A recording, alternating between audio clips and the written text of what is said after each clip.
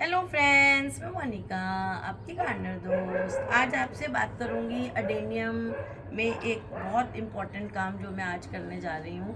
फरवरी के महीने में ये काम होगा, सर्दी में ये नहीं हो सकता था। अब मैं फरवरी में ये कर रही हूँ और आपको दिखाती हूँ। देखिए क्या करने लगी हूँ। ये मैं अपने इस अडेनियम की रिपोर्टिंग करने लगी हूँ।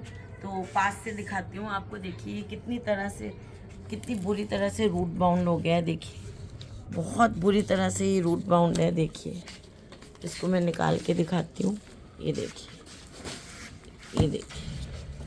मतलब इस गमले में बिल्कुल जगह नहीं बची है। एक मिट्टी देखिए कितनी कम है और ये थोड़ी सी चींटी वगैरह भी होने लग गई है।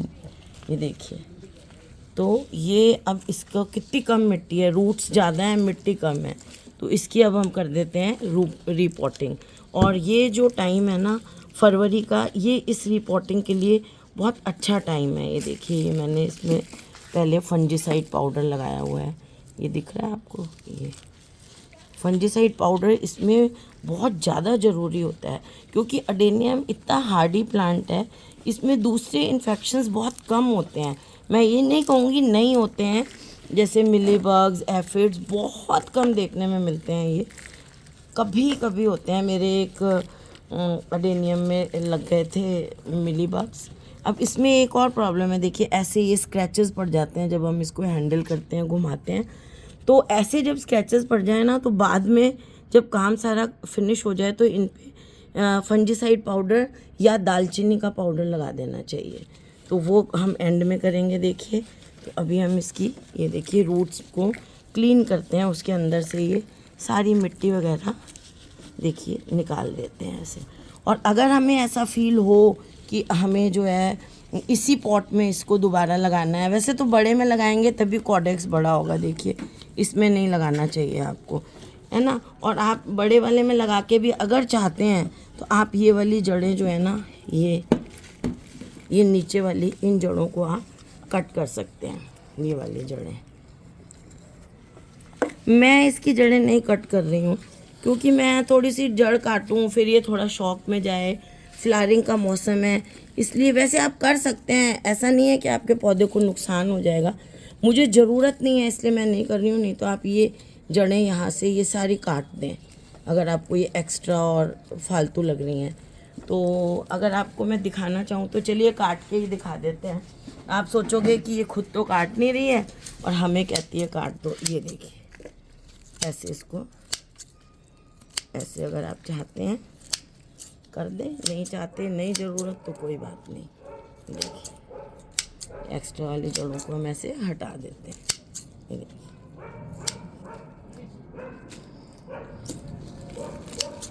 ये देखिए ठीक है, आपके सामने ये मैंने हटा दी। अब हटाने के बाद क्या करना है कि ये जो हमने हटाई है ना, इन पे हमें फंजीसाइड पाउडर ज़रूर लगाना है। ट्राइकोडर्मा लगा सकते हैं, बेवस्टीन लगा सकते हैं, साफ जो भी आपको बाज़ार में मिलता है। अब देखिए इस पे फंजीसाइड पाउडर लगाएंगे। उसका तरीका, इसको घोल के लिक्विड बना के फिर हम इस पे ऐसे लगाएंगे। पाउडर लगाते हैं तो वो इतनी अच्छी तरह एब्जॉर्ब भी नहीं, ये क्या लिक्विड है ना, एब्जॉर्ब भी कर लेगी थोड़ी सी जड़ और लगेगा अच्छी तरह से। ये देखिए पाउडर होता है ना, तो फिर जब हम उसको मिट्टी में रखेंगे पौधे को तो वो उतर जाता है पाउडर। ये देखिए ये अच्छी तरह से लगा देंगे हम ऐसे, क्योंकि हमने ये जड़ें काटी हैं काफ़ी, तो वो उनको नुकसान नहीं पहुंचे। देखिए ऐसे लगा के आप इसको ना थोड़ा सा छोड़ दें, धूप में छोड़ दें इसको 15-20 मिनट के लिए, ताकि ये थोड़ा सा पकड़ कर ले। वही दिखा दो। इस तरह से ये धूप में आप इसको ऐसे छोड़ दें 10-15 मिनट के लिए। अब देखिए हमें इसके लिए नया सॉइल मिक्सचर बनाना है। तो अब हम ये वाली जो सॉइल है ना, इससे आपको ये भी पता चल जाएगा कि इस सॉइल को दोबारा से हम रिवाइव कैसे करें, न्यूट्रिशन इसका वापस कैसे दें। देखिए ये हमारी जो सॉइल है, इसमें हम क्या करेंगे, वर्मी कंपोस्ट डालते हैं। जितनी ये सॉइल है ना, उसकी आधी क्वांटिटी के करीब हम इसमें ये डाल देंगे। वर्मी कंपोस्ट या कंपोस्ट, कोई भी कंपोस्ट हो आपके पास, गोबर की खाद हो कोई हो, वो डाल देंगे। ये देखिए कोई भी कंपोस्ट जो होती है ना, चाहे वो गोबर की खाद है, चाहे वो वर्मी कंपोस्ट है, उसकी एक पहचान होती है कि उसमें बदबू नहीं आनी चाहिए। जिस भी जैसे गोबर खाद है, अगर उसमें गोबर की स्मेल आ रही है तो इसका मतलब है कि वो गोबर खाद आपकी अच्छी तरह से डिकम्पोज्ड नहीं है। और ऐसे ही वर्मी कंपोस्ट के साथ होता है। और जो आपकी घर की बनी हुई खाद होती है ना, जो किचन वेस्ट वाली, वो भी यही है। अगर उसमें स्मेल आनी शुरू हो रही है तो इसका मतलब है कि वो आपकी जो खाद है वो अच्छी तरह से अभी बनी नहीं है, तो उसको नहीं यूज़ करना चाहिए।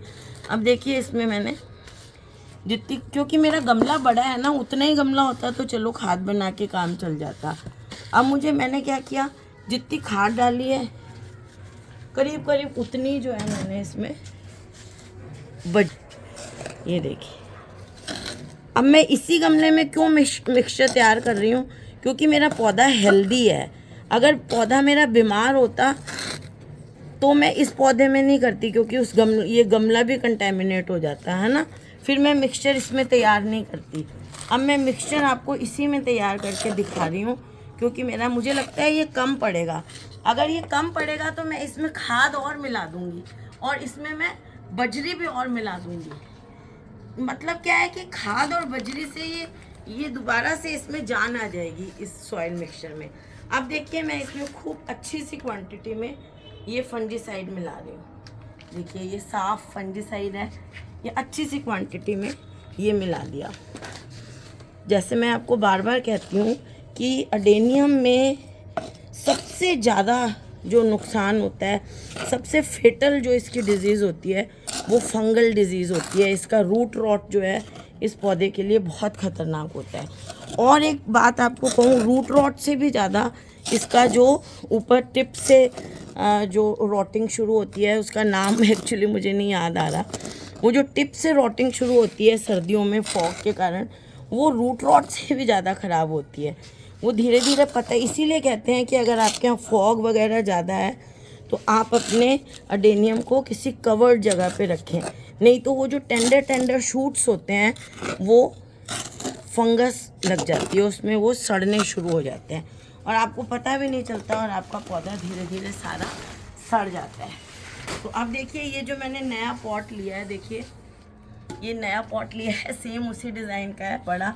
अब इसमें 2 होल्स हैं, तो ये 2 ठीकरियाँ लेके और इनका ये देखिए ये ऊपर वाला जो हिस्सा है कॉनकेव नीचे की तरफ रखूँगी, जो थोड़ा सा उठा हुआ हिस्सा है। तो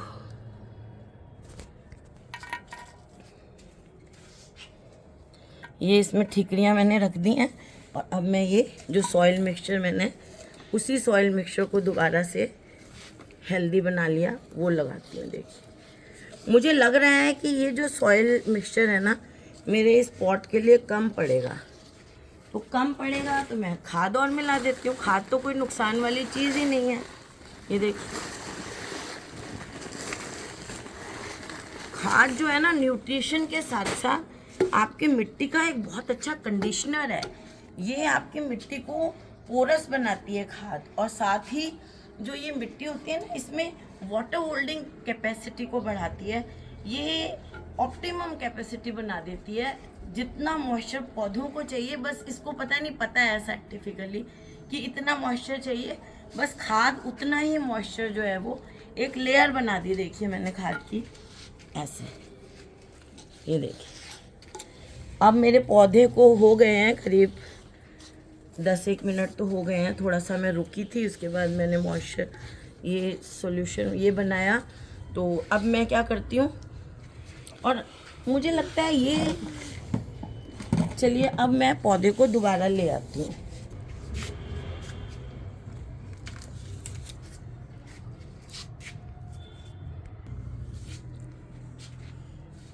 तो ये देखिए आप लोगों की तरफ ये फ्रंट रख के दिखाती हूँ मैं पौधे का। ऐसे देखिए,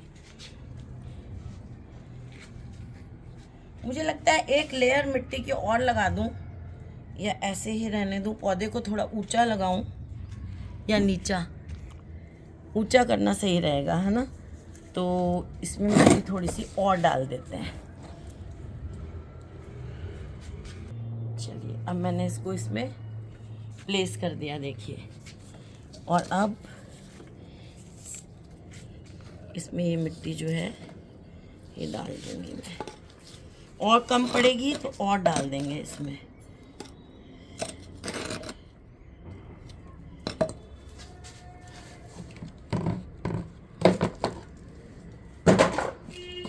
देखिए और अभी मैंने मिक्सचर रखा हुआ, ये सारा इसमें ऐसे डाल लेते हैं।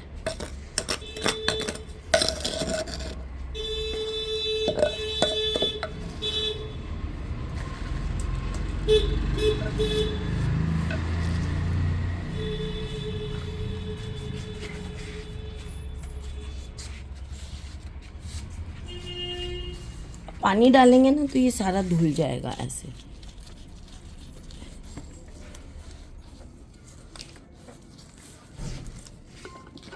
अब ये गमला बड़ा है तो इसमें ये देखिए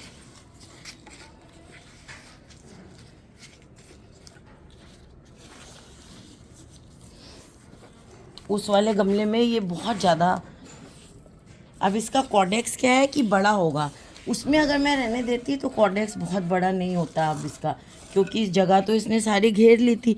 एक और आप चीज़ देखें, जैसे अभी आप ये नीचे दिख रहा है आपको ये थोड़ा है ना, जैसे जैसे हम इसमें हमने खाद डाल दी, जैसे जैसे ये जड़ें नीचे की तरफ प्रेशर डालती हैं ना, बढ़ेंगी जड़ें नीचे की तरफ ग्रो करती हैं, तो वो पौधे को ऊपर की तरफ धक्का देती हैं। तो अगर इसी को मैं 2 महीने बाद देखूंगी तो थोड़ा ऊंचा हो जाएगा ये पौधा, क्योंकि नई जो जड़ें उगेंगी वो नीचे जाएंगी, नीचे गमले के पेंदे पे अटकेंगी वो, तो वो प्रेशर मारेंगी नीचे, तो उस प्रेशर से पौधे को ऊपर की तरफ पुश मिलेगा।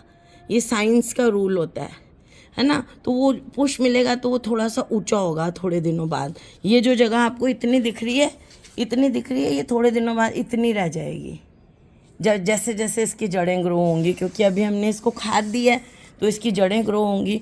अच्छा, इसमें एक चीज़ और डाल देते हैं, अडेनियम में ना कैल्शियम बहुत ज़रूरी होता है। या तो आप जिप्सम डाल दें, या मैं जो है लाइमस्टोन पाउडर डाल रही हूँ, या फिर आप चूना डाल दें। चूना जो आप बाज़ार से जो है वो ख़रीद के लाते हैं, लाते तो क्या है, पान की दुकान पे जो चूना मिलता है वो। और फाइनली मैं मिक्सचर में भी डाल सकती थी। ये देखिए